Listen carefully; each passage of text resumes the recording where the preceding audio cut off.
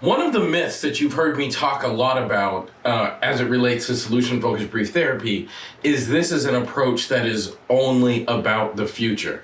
This is completely not true, and I have a real-life example today to demonstrate what I mean by that.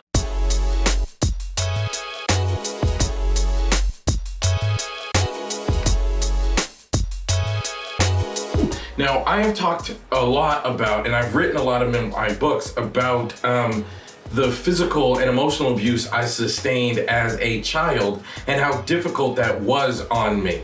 But that wasn't the whole story.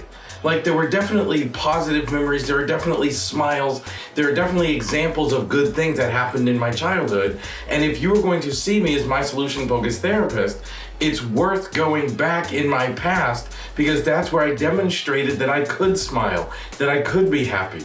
Like, the way this showed up for me in the past week is kind of interesting because I saw on Facebook, somebody posted something really funny, and what they posted was that a cartoon that was really popular when I was a kid called Thundercats is now on Hulu, which is a streaming video service. And I was like, wow, Thundercats, that is my favorite cartoon as a child. Like, I loved cartoons when I was a kid. I loved watching G.I. Joe, and there's this cartoon called Mask that I really liked, and then Thundercats.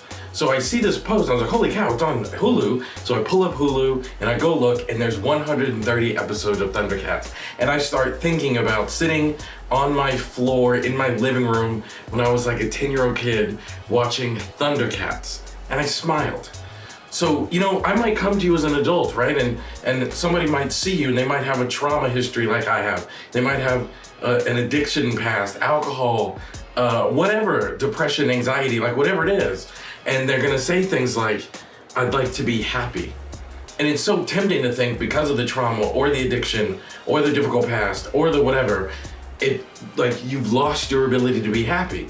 But what these things in the past do is they demonstrated that I could do it. Like, they demonstrate that the person you're seeing can do it.